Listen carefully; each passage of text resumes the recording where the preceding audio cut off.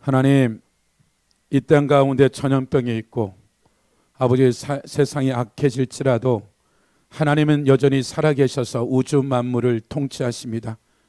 원수 마귀가 어찌하든 하나님의 주권과 통치 아래서 다스림을 받는 것이 원수 마귀의 한계입니다. 하나님, 하나님의 자녀들을 구원하고 그 자녀들을 아버지 하나님 버려두지 아니하시고 어느 때든지 어느 환경이든지 우리가 구하고 찾을 때마다 하나님 개입하시고 하나님 은혜 베푸신 그 하나님 아버지를 나의 아버지라고 고백할 수 있는 그 은혜 주심을 감사합니다.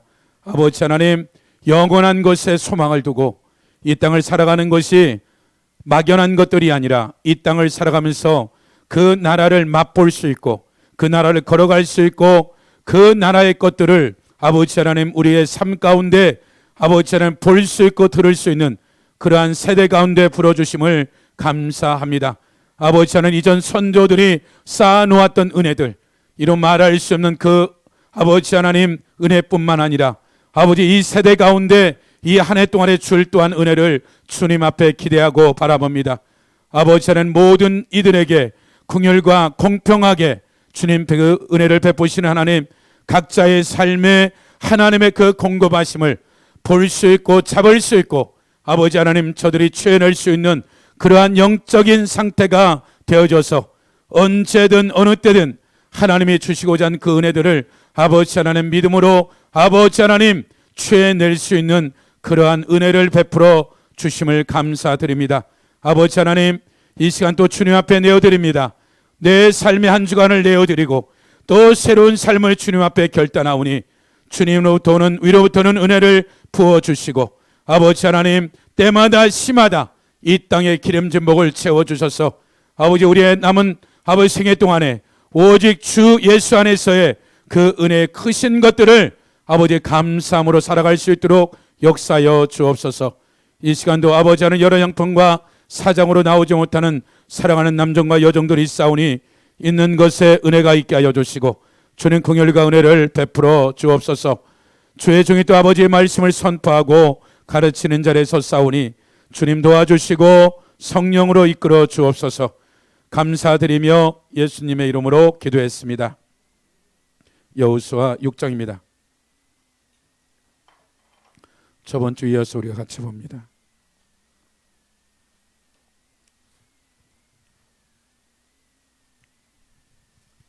육 장 1절로 우리가 7절까지 같이 합독합니다. 여호수아 6장 1절로 7절까지입니다. 시작. 이스라엘 자손들로 말미암아 여기로는 굳게 닫혔고 출입하는 자가 없더라. 여호와께서 여호수아에게 이르시되 보라, 내가 여리고와 그 왕과 용사들을 내 손에 넘겨 주었으니 너희 모든 군사는 그 성을 돌려 성주의를 매일 한 바퀴씩 돌되 엿새 동안에 그리하라. 제사장 7은 일곱 양각 나팔을 잡고 언약궤 앞에서 나아갈 것이요 일곱째 날에는 그 성을 7번 돌며 그 재앙들은 나팔을 불 것이며 재앙들이 양각 나팔을 길게 불어 그 나팔 소리가 너희에게 들릴 때에는 백성은 다 큰 소리 외쳐 부를 것이라. 그리하면 그 성벽이 무너져 내리니 백성은 각기 앞으로 올라갈지니라 하시매 눈의 아들 여호수아가 재앙들을 불러 그들에게 이르되 너희는 언약궤를 메고 제사장 7 양각 나팔 7을 잡고 여호와 궤 앞에서 나아가라고. 또 백성이 이르되 나아가서 그 성을 돌되 무장한 자들이 여호와 궤 앞에서 나아갈지니라 하시니라. 우리가 잘 알고 있는 이 여리고 성에 대한 것들, 매일 가서 한 바퀴씩 돌고 그리고 7째 날 7번째 돌고 7번 들고 소리치면 될 거라는 이와 같은 하나님의 말씀을 듣고 여호수아가 백성들과 같이 말하자면 이 여리고라는 거 시딤에서 이제 이들이 건너와서 약 16km 정도 되고 이 여리고하고 지금 이들의 장막을 친 전진 기지 본진을 친 것은 여기서 약 3km 정도 되는 길갈이라는 것이죠. 이 길갈을 오가면서 매일 6km라는 것을 오가면서 매일 이것을 도는 거죠. 근데 길갈에 무엇이 있냐면 4장에 보시면 4장 19절에 보면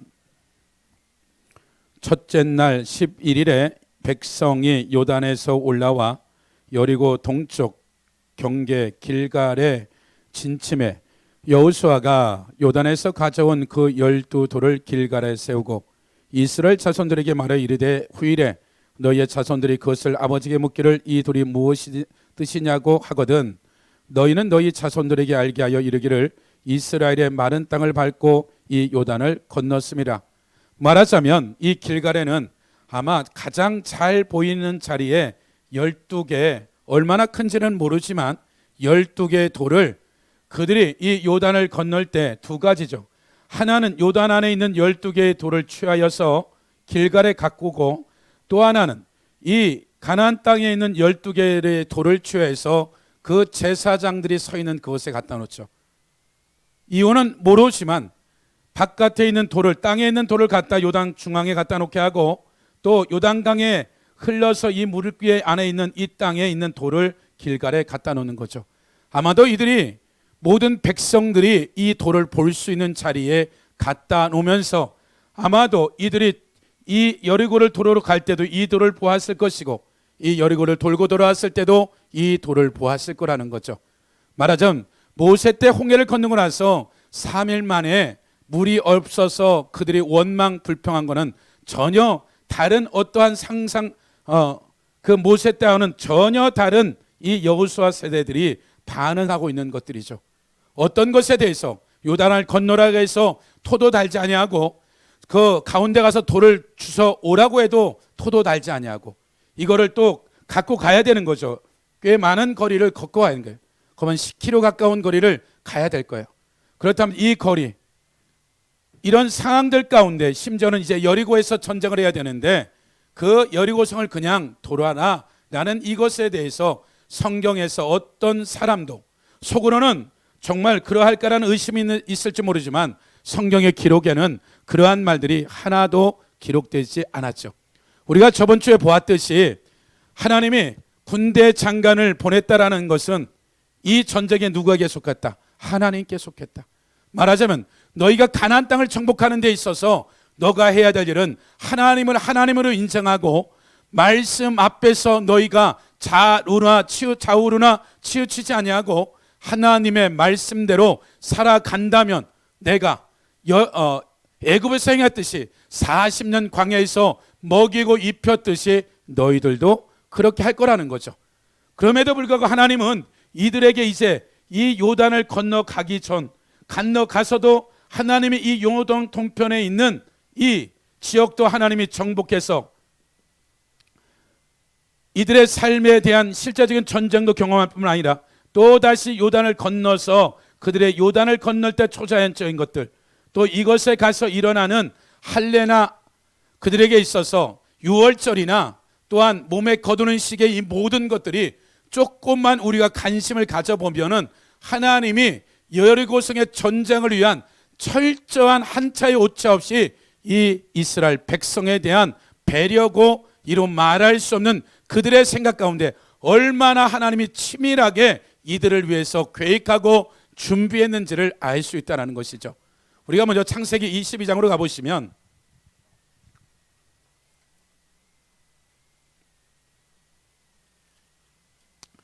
(22장) 1절 2절 우리가 3절까지만 같이 볼까요? 창세기 22장 1절로 3절까지입니다. 시작. 그 이후에 하나님이 아브라함을 시험하시려고 그를 부르시되 아브라함이라 하시니 그가 이르되 내가 여기 있나이다. 여호와께서 이르시되 내 아들 내 등하는 독자 이삭을 데리고 모리아 땅으로 가서 내가 내게 일러준 한 산 거기서 그를 번제로 드리라. 아브라함이 아침에 일찍 일어나 나귀 한 장을 지우고 두 종과 그의 아들 이삭을 데리고 번제에 쓸 나무를 쪼개어 가지고 떠나 하나님이 자기에게 일러주신 것으로 가더니, 10절에 보면 9절 봅시다. 9절에 보니까 하나님이 그에게 일러주신 것에 이른지라 이에 아브라함이 그의 제단을 쌓고 나무를 벌려놓고 그의 아들 이삭을 결박하여 제단 나무에 놓고 손을 내밀어 칼을 잡고 그 아들을 잡으려 하니 여호와의 사자가 하늘에서부터 그를 불러 이르시되 아브라함 아브라함 하는지라 아브라함이 이르되 내가 여기 있나이다 하매 사자가 이르되 그 아이에게 내 손을 대지 말라. 그에게 아무 일도 하지 말며 내가 내 아들 내 독자까지도 아끼지 아니하였으니 내가 이제야 내가 하나님을 경외하는 줄 아노라. 이 13절 14절 읽어볼까요? 시작. 하나님 아브라함이 눈을 들어 살펴본즉 한 수양이 뒤에 있는데 뿔이 수풀에 걸려 있는지라. 아브라함이 가서 그 수양을 가져다가 아들을 대신하여 번제로 드렸더라. 아브라함이 그 땅 이름을 여호와 이레라 하였으므로 오늘까지 사람들이 이르기를 여호와의 산에서 준비되리라 하더라. 우리가 잘 아는 여호와 이레라는 이 말, 아브라함에게 있어서 이제 130세가 되어지고 그 이삭이 30살 되어졌을 때 밑도 끝도 없이 이삭을 지금 내가 지시할 땅에 가서 산에 가서 번제물로, 번제라는 것은 목을 따서 피를 다 빼고 온몸을 갈라서 조각 내서 태워서 산채로 다 하나님께 드려라. 아브라함의 입장에서는 다른 사람도 아니고 자기 남의 자식도 아니고 자기 자식, 가장 존귀하게 여기는 이 자식을 하나님이 바치라 했을 때 100% 이해는 안 됐을 거예요. 그러나 그가 75세에 가나안 땅에 도착해서 이 55년 동안에 믿음의 영역을 훈련해 나가면서 하나님이 아브라함에게 그에게 있어서 100세가 됐을 때 99세 때 네 아내에게 아들을 주겠다 했을 때 믿지 않았죠. 사라에게도 동일하게 했지만 사라도 웃은 거죠. 그때 만약에 아브라함이 그 100세 됐을 때 그걸 믿었더라면 아마 이런 일이 일어났을까. 말하자면 경수가 끊어지고 애를 낳을 수 없는 상태에 주겠다 했을 때 아브라함의 믿음은 다른 믿음, 전쟁이든 다른 건 내가 그 부분에 대해서 이길 수 있다고 하지만, 내가 뛰어넘을 수 있다 하지만 이 영역은 도저히 뛰어넘을 수 없는 어떠한 한계점에 다시 아브라함을 이삭을 바쳐라라는 이와 같은 요구를 한 거죠. 말하자면 이 믿음의 아브라함의 여정들마다 먹고 사는 문제로 비롯해서 하나하나씩 그가 믿음의 여정들을 하나님 다루기 시작하죠. 그러나 하나님이 이 100세 때 이것에 대해서 그가 뛰어넘지 못했을 때 아마도 하나님은 이 30년 동안에 이삭을 키우면서 아브라함에게 또 믿음을 더해가면서 하나님은 하나님이 봤을 때 무지막지하게 그냥 맹신적으로 하나님을 믿으라는 것들이 아니라 충분히 하나님의 하나님 되심을 경험하게 하고, 하나님이 그 삶의 자리 가운데 우리가 한 건 0.001%도 안 될 정도로 다 만들어 놓고 우리가 이해가 되든 되지 아니든 순종하고 복종하게 되어졌을 때 하나님은 하나님의 경륜과 계획들을 우리가 이해하게 되는 거죠. 요셉이 꿈을 꾸었지만 왜 형들한테 노예로 팔리고 인신매매를 당하고 하나님 말씀대로 사는데 누명을 씌우고 이런 삶을 살아야 될지 모르지만 그가 하나님 안에서 그냥 믿음으로 살아왔던 그 13년 뒤에 이루어질 영광이 일어나듯이 아브라함은 이해할 수 없지만 그 하나님이 그냥 시키지는 않았을 거다.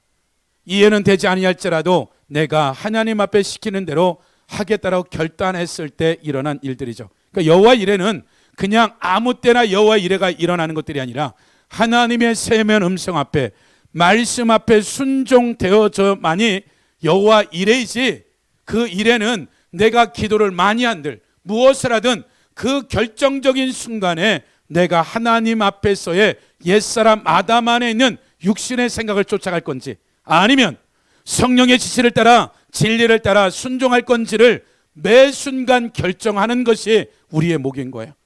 하나님 모든 것을 만들어 놨을지라도 아마 지금 보면 14절에 보면 13절 다시 보시면 아브라함이 눈을 들어 살펴본 적 한 수양이 뒤에 있는데 뿔이 수풀에 있더라.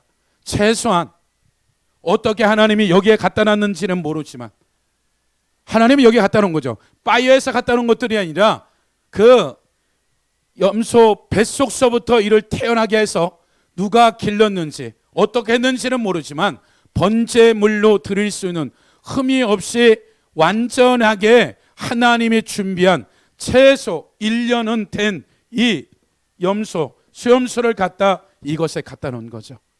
그러면 하나님은 최소한 이것을 위해서 오랫동안 준비해서 이 이삭 대시 지낼 번제물까지 다 준비해 놓고 단 하나, 아브라함이 정말 하나님 앞에 순복할 거냐, 어떤 말씀이 떨어지더라도 신뢰하고 믿음으로 갈 거냐가 어쩌보면 아브라함이나 이삭보다는 하나님이 더 마음 졸였을지도 몰라요.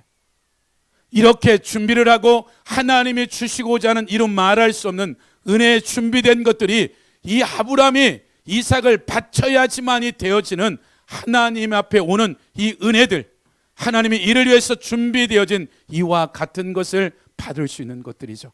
말하자면 하나님은 우리가 생각하는 것지만, 우리는 이해할 수 없지만, 하나님은 나를 위해서, 우리의 삶을 위해서 상상도 못할 것을 준비하고 있는 거죠. 그냥 밑도 끝도 없이 준비하는 것이 아니라 우리가 받을 만한 그릇이 작으면 깨버릴 것이고, 그 그릇이 더러워지면 깨끗하게 거룩해 될 때까지 하나님이 그것을 정결케 하는 하나님의 은혜를 부어주셔서 그것을 담을 수도 있고 모든 것을 감당할 수 있는 은혜를 주시고 하나님이 그러한 시간들 안에 밀어넣는 거죠. 그러나 하나님 편에서는 그렇게 준비되었지만, 나도 내가 보기에는 하나님이 준비되었으니까 거기다 밀어넣는 건데, 내가 나 자신을 봤을 때는 너무나 세상적인 기준으로 봐서는 옛사람 아담의 논리와 철학과 이성과 과학으로 생각할 때는 도저히 견적이 안 나요. 그러나 하나님 무엇인가 내가 하라고 했을 때는 이것은 하나님 편에서 된 거예요. 그러니까 내가 된 것이 아니라 하나님이 되었다 하면 이것은 되는 거예요. 다윗이 10수년 동안 훈련하면서 마지막 1년 4개월 동안에 그 최고의 훈련을 받은 것이 아니라 가드 아기스 골리앗의 고향에 가서 산적질하고 도적질해서 살육해서 먹고 살고 있는 그들이 이 마지막 훈련이었어요. 어찌 보면 끝이 잘못됐기 때문에 다윗 투를 세워서 왕을 세울 만도 한데 하나님 그렇지 않았죠. 세상 평가로는 야, 저 훈련을 제대로 못 받았다, 그렇게 평가하지 않냐고 하나님은 1년 4개월 뒤에 마지막 하나님이 충격적인 아멜렉을 통해서 온 가족을 뺏어가고 따르던 600명이 돌로 쳐 죽이려 했을 때 그냥 사람 보지 않냐고 하나님 붙잡아 버린 거죠. 그랬을 때 하나님은 네가 1년 4개월 동안에 내 음성도 듣지 아니하고 네 생각대로 한 것 때문에 이런 소리 한마디도 안 하고 다윗이 하나님이라는 이 불러주는 말 앞에 주님은 즉각적으로 내가 도와주겠다는 거죠. 하나님 처자식을 찾을 수 있습니까? 찾을 수 있다. 어찌 보면 1년 4개월에 대한 할 말도 많으시는데 그냥 다윗이 하나님께 돌아왔다는 이 하나를 가지고 하나님 그냥 길을 열어버리는 거죠. 생각을 해보세요. 남한군이 북한군에 귀순해가지고 장군이 전쟁 나가지고 남한이 패해서 이제 슬며시 돌아와서 이 나라 왕 되겠다면 12지파가 허락하겠어요? 난리 나는 거죠. 그러니까 어떻게 돼요? 조용히 들어와서 유다 지파에 7년 6개월 동안 있을 수밖에 없는 거예요. 말하자면 1년 4개월에 7년 6개월이면 8년 10개월 동안에 한 번의 생각에 어떤 삶에, 만약에 그가 이스라엘 땅에 그대로 있었더라면 어찌됐든지 간에 하나님이 사울을 죽이든 전쟁에서 패하게 하든 다윗이 다시 전쟁 승리하게 하든 다윗이 이 땅에 1년 4개월 있었더라면 7년 6개월이라는 세월과 이런 망신살 당하는 일들을 경험하지 않았을 거예요. 하나님은 상상도 못할 것을 준비했지만 다윗의 생각에는 너무나 앞길이 안 보이니까 세상적인 것을 선택한 이것이 얼마나 치욕적인데, 그럼에도 불구하고 하나님이 그가 주님께 돌아오는 순간 묻지도 아니하고 아무 얘기도 없이 그냥 다시 그의 편이 되어져서 그의 길을 열기 시작하는 거죠. 사도행전 다시 3장으로 가보시면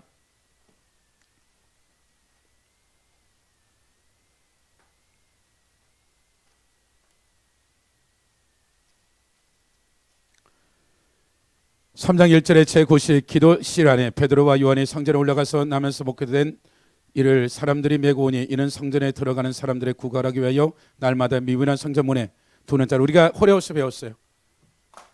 이가 나이가 몇 살이라고요?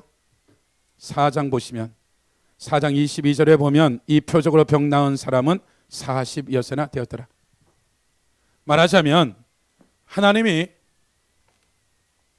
이때를 위해서 어머니 뱃속서부터 40년 동안 나면서부터 안진뱅이로 하나님이 태어나게 하셔서 어느 시점에 성전 미문에 앉혀놓고 10년이 된지 20년이 된지 모르지만 어느 순간부터 이 미문에 앉아서 구걸하고 구제를 받는 이 안진뱅이가 베드로가 수없이 이 성전에 올라가 내려갈게 했는데 이 날은 특별한 날이었죠. 이 안진뱅이의 믿음도 아니었고 베드로가 하나님의 음성을 듣고 순종하면서 안진뱅이가 일어난 거죠. 그러고 나서 이것은 솔로몬의 행각에서 수천 명이 메시아를 기다리면서 토론하고 기도하는 이 행각 앞에 안진뱅이가 서 있을 때 베드로의 한 번의 설교로 이 5천 명이 뒤집어지는 역사가 일어나죠. 여전히 이들이 매일매일 여기에 왔지만 일어난 특별한 날이었어요. 베드로 한 사람이 하나님이 어떻게 준비했는지 모르지만 그냥 감동되어져서 일으켜 세웠는데 안진뱅이의 믿음도 없었고 베드로가 금식 철회하면서 아침 새벽 기도 때 환상을 본 것도 아니고 그냥 감동되어져 일으켜 세웠는데 예수님도 이 안진뱅이를 수도 없이 봤을 거예요. 그러나 하나님은 이때를 위하여서 이 안진뱅이와 베드로라는 한 사도를 세워서 5천 명이 이 말씀을 들을 때 위로부터 오는 성령의 기름 부음과 은혜도 있었을 것이고 그들이 지금까지 잘못 알고 있는 거짓된 지식이나 그들의 기준의 한계를 뛰어넘는 상상도 못할 은혜들이 이것에 부어져서 어떤 이들은 예수 그리스도의 십자가에 죽으신 모습이나 아니면 부활하신 모습이나 수많은 영적인 일들이 이 안에서 통곡도 일어나고 그 안에 감사도 있고 이 5천 명이 소리치면서 하나님의 역사가 일어난 거죠. 그 밤에 집에 돌아갔을 때 이들의 삶의 역사는 또 어떻게 일어났겠어요?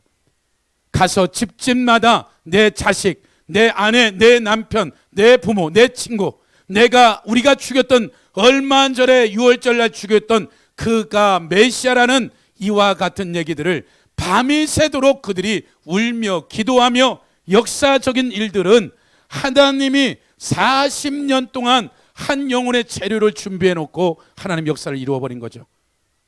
하나님은 베드로뿐만 아니라 한 영혼의 안진뱅이만 위한 것이 아니라 소경되고 눈멀고 정상적인 내 영적인 소경들을 이 예수 그리스도가 와서 그 공생애 동안 복음을 전해도 듣지 못했던 것들이 하나님은 이 베드로의 설교뿐만 아니라 하나님의 베드로의 설교를 통해서 하늘의 문을 열고 천사들을 동원하고 하나님이 친히 이들을 위해서 기도하고 이 헤매고 어찌할 바를 모르는 이 5천 명을 향한 하나님의 예비하심이 있었죠.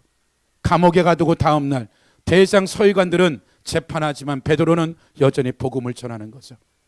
베드로가 요한이 12사도가 예루살렘 교회에 오세요 마가다락방에 오면 우리가 직망하겠어요 한 명도 안 올 거예요.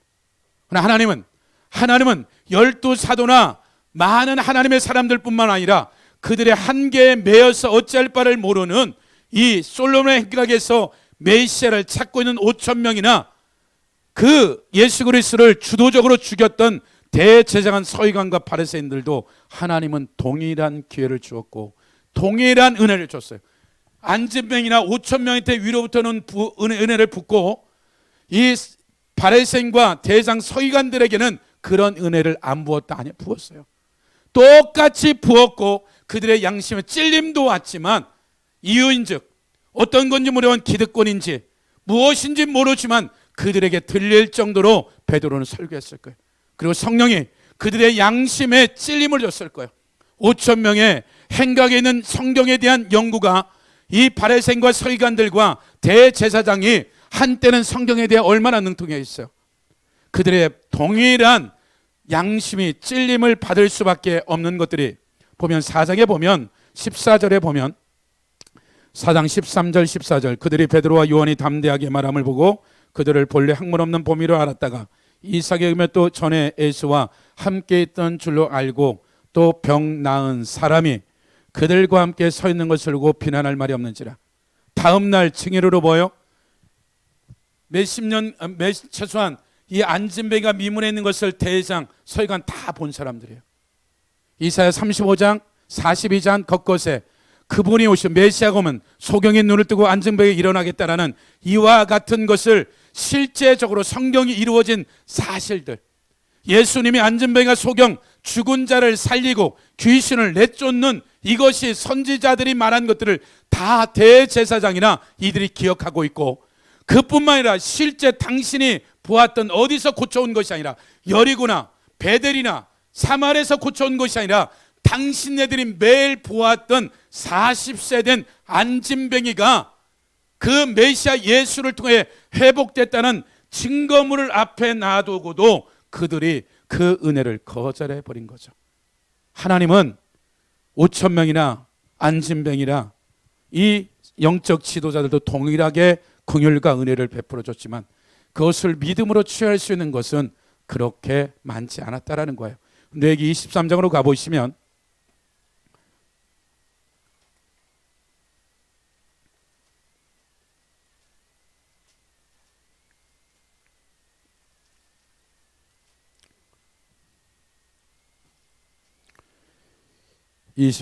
우리가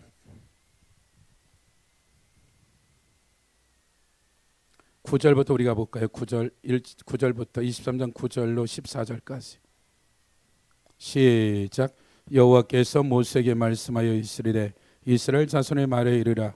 너희는 내가 너희에게 주는 땅에 들어가서 너희 곡물의 첫 이삭 한 단을 제사장에게 가져갈 것이요 제사장 너희를 위하여 그 단을 여호와 앞에 기쁘게 받으시도록 흔들래 안식일이 이틀날에 흔들 것이며 너희가 그 단을 흔드는 날에 1년 되고 흠없는 수양을 여호와께 번제로 드리고 그 소재로 기름 섞은 고운 가루 10분의 에바를 여호와께 드려 화제로 삼아 향기로운 냄새가 되게 하고 전제로는 포도원 4분의 1인을 쓸 것이며 너희는 너희 하나님께 예물을 가져오는 그날까지 떡이든지 볶은 국시 생이삭이든지 먹지 말지니 이는 너희가 거주하는 각처에서 대대로 지킬 영원한 규례니라.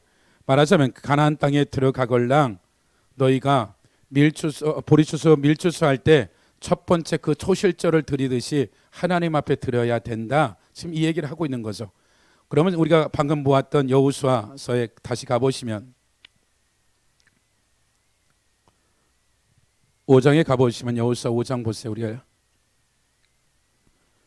5장 10절에 보면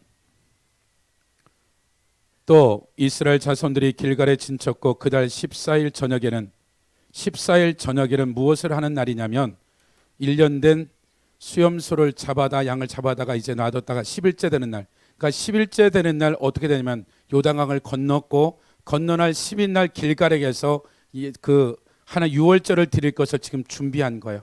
그리고 나서 이제 유월절 저녁 때 14일 저녁이 되는 거죠. 이제 양을 잡는 거죠. 그리고 나서 또 10절에 보면 또 이스라엘 자손이 길갈에 진쳤고 그달 14일 저녁에는 여리고 평지에 유월절을 지켰으며 유월절 이튿날에 그 땅의 소산물을 먹되 그날의 무교병과 볶은 곡식을 먹었더라. 또 그 땅 소산물을 먹은 다음 날에 만나가 그쳤으니 이스라엘 사람들이 다시는 만나를 얻지 못하였고 그 해에 가나안 땅의 소출을 먹었더라. 그러니까 하나님이 이 요단을 건너는 시간 그 모든 것까지도 정확하게 계산한 거예요. 그래서 원래 오전에 일주일 동안 준비한 게 이 6월절과 할례였는데 하나님이 이게 바꿔서 지금 설교를 거꾸로 하는 건데 지금 이 요단강을 건너는 이 10일째, 14일째 되던 날 길가 갔을 때 6월절이에요. 그리고 6월절 이제 이와 같은 것이 시작되면서 절기가 6월절 시작되는 거죠. 말하자면 애굽 땅에서 출애굽한 그와 같은 6월절과 같은 이 일들이 41년째 되는 날 시작된 거죠. 그러면 이들에게 있어서 지금 여리고는 완전히 어떻게 돼요? 6장 1절에 보면 이스라엘 자손들로 말미암아 여리고는 어떻게 됐어요? 굳게 닫혔고 여리고는 굳게 닫혔어요. 그러면 여리고 성 안에서 농사할 일은 만무한 거죠. 그러면 성 밖에 이 평지에서 여리고 평지에서 이 주변에서 농사를 잘 졌을 거예요. 그러니까 다른 해보다 이 가나안 땅에 아마도 상상도 못할 정도의 농작물이 잘 됐을 거예요. 왜냐하면 이 300만이 와서 먹어야 되는데, 그러니까 아마 이스라엘 백성이 이 요단강을 건너기 전까지 또 그의 농사가 잘 되는 데 있어서 그들 나름대로는 바알이나 아스타르에게 감사할지 모르겠지만 하나님이 이 모든 것들을 농작물 하나까지도 이스라엘의 1년 먹을 양식을 하나님은 하나님 방법대로 모든 것을 준비한 것. 누구를 통해서? 이방인들의 손을 통하여서 이들이 이제 가야 될 그 땅에 첫 발을 딛는 그 순간에 그 땅 가운데 1년 농사진 모든 것들을 먹을 만큼도 넘칠 만큼도 모든 것들을 누가? 하나님의 방법으로, 하나님의 계획 가운데, 하나님의 경영 가운데 그 농사 하나까지도 하나님이 신경을 쓰신 거죠. 말하자면 그러디 무교절 날부터 시작되어지는 이와 같은 7일간 드려지는 것부터 이제 만나가 그쳤어요. 만나가 그쳤기 때문에 40년 동안 하루 먹고 하루 사는 이런 삶에서 이제 1년이라는 이와 같은 곡식이 있어야 될 이 시즌에 하나님은 이 백성들을 위해서 여리고 사람이 됐던 아이성이 됐던 이 주변 나라의 모든 나라 가운데 하나님이 농작물이라는 농작물은 상상도 못할 정도로 풍년을 누리도록 해놨는데 이들이 이 보리추수, 밀추수하는 이때가 요단강에 가장 물이 많을 때란 말이에요. 가장 세상적으로는 도저히 건널 수 없는 말도 안 되는 이 가운데 이것을 건너서 하나님이 준비되어진 이 먹을 양식들, 육의 양식들을 하나님이 누구를 위해서? 이스라엘 백성들을 위해서 준비한 거죠. 말하자면 하나님은 하나님의 일을 행하는 데 있어서 내가 생각한 것보다, 내가 상상한 것보다 훨씬 더 계획적이고 논리적이고 과학을 뛰어넘을 정도로 300만 명의 농사를 지어서 먹이겠다 했을 때 견적이 안 나오는 거예요. 그러나 하나님은 1년 동안에 이 땅을 준비하고 그것도 이스라엘 손과 발이 아니라 이 가나안 땅에 있는 사람들을 통해서 각국을 준비시켜서 추수가 끝난 것이 아니라 이제 추수할 때가 되어졌을 때 하나님이 이 땅을 건너서 이 땅에 있는 모든 양식들을 하나님이 준비시켜서 이들이 하나님 앞에 드려지는 삶으로부터 출발이 되어지는 거죠. 그렇다면 저나 여러분의 삶에 이스라엘 백성들을 향한 하나님의 사랑이 그러하다면 예수 그리스도의 피로 구속되어진 하나님의 백성들을 향한 하나님의 공급과 계획은 내가 생각한 것보다 훨씬 더 정확하게 그 전능자의 손길이 여러분의 삶을 이끌어 나갈 거라는 거죠. 그럼 내가 하나님을 신뢰할 거냐? 그 나라와 그 의를 구매하면 그 들의 백합화를 봐라. 하늘에 나는 새들을 봐라. 내가 입히고 먹이지 않느냐? 하물며 너희일까 보냐? 너희가 하나님 나라와 그 의를 구한다면 이 모든 것을 더하는 것들이 가나안 땅의 첫걸음을 딛는 그들에게 있어서 40년간을 하나님의 말씀을 배우고 임재와 영광 가운데 그들에게 첫 번째 그들에게 맞닥뜨려진 하나님의 순종 앞에 나와진 것들은 그들이 먹고 사는 일에 걱정을 안 한 거죠. 만나가 그쳤는데 하나님은 이 땅 가운데 이 기름진 땅에 또 다른 만나를 준비해서서 그들이 이제 살아가는 이 땅을 통치하고 다스리는 것이 무엇인가를 배우게 되는 거죠.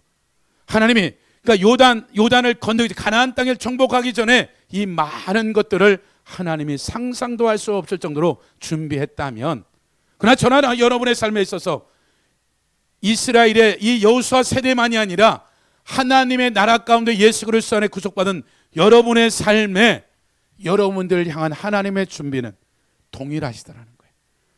문제는 여러분이 여러분의 삶에 게으르고 나태하지 아니하고 내가 하나님 안에서 그 나라와 그 의를, 그 영역이 어떤 영역이 되었든 여러분이 나아가기만 한다면 이해할 수 없는 상황 가운데 몰아넣는다 할지라도 하나님이 아브라함을 위해서 수염수를 준비하듯이 여호와 이레를 위해서, 베드로의 한나를 위해서, 5,000명을 위해서, 대장 서기관들을 위해서 한 영혼을 40년을 하나님 말씀을 증거하기 위해서 재료로 준비하듯이 우리가 생각보다는 많은 시간들 동안에 나를 향한 하나님의 계획이 얼마나 치밀하고 정확하고 예배되었는지만 알 수만 있다면 내 삶의 매 순간 일어나는 것은 순간 찰나에 빠여된 것이 아니라 하나님이 나를 향한 10년, 20년, 30년 내 인생 가운데 3년, 1년, 5년을 준비해서 나를 향한 하나님의 배려와 긍휼이 얼마나 큰지를 우리가 하나님을 알아가면 알아갈 수 있도록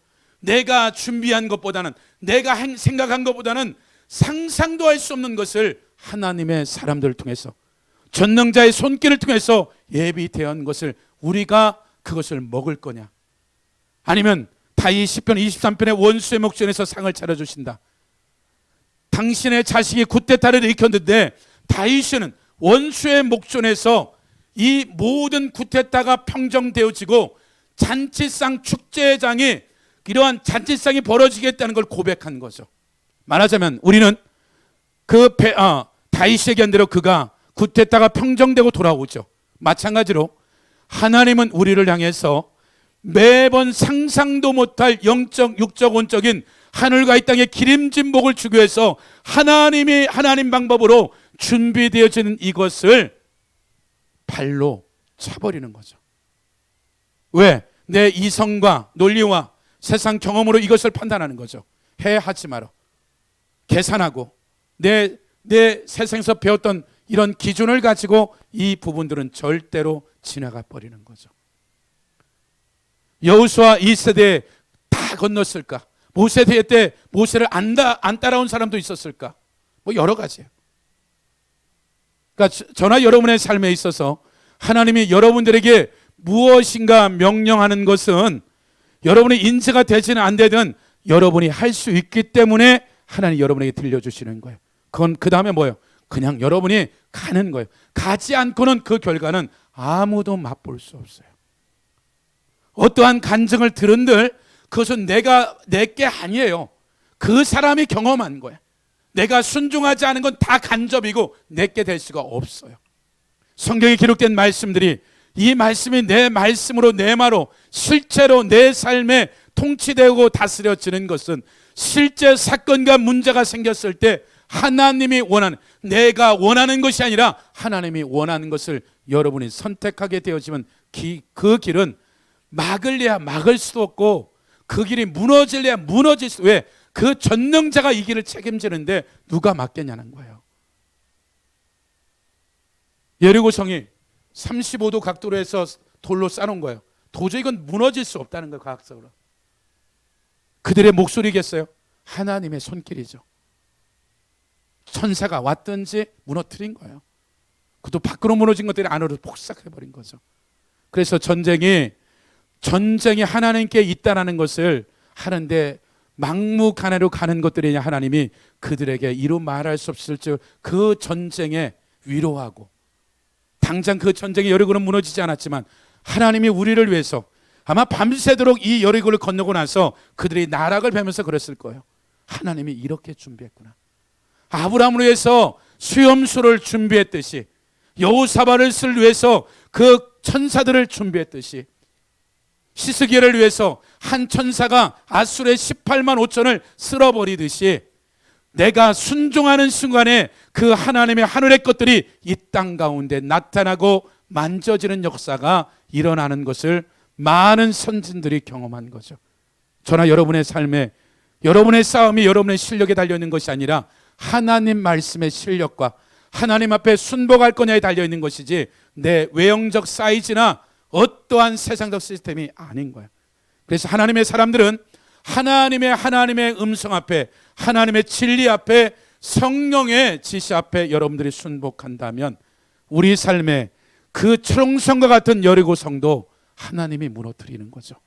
그래서 여러분의 삶에 어떤 여리고가 있든 하나님은 그 여리고를 무너뜨릴 수 있는 여러분에게 전략을 줄 것이고, 하나님 앞에 음성을 주실 때 여러분 순종하세요. 그래서 한 주간 동안도 근원 은혜 되시기를 예수 이름으로 축복합니다.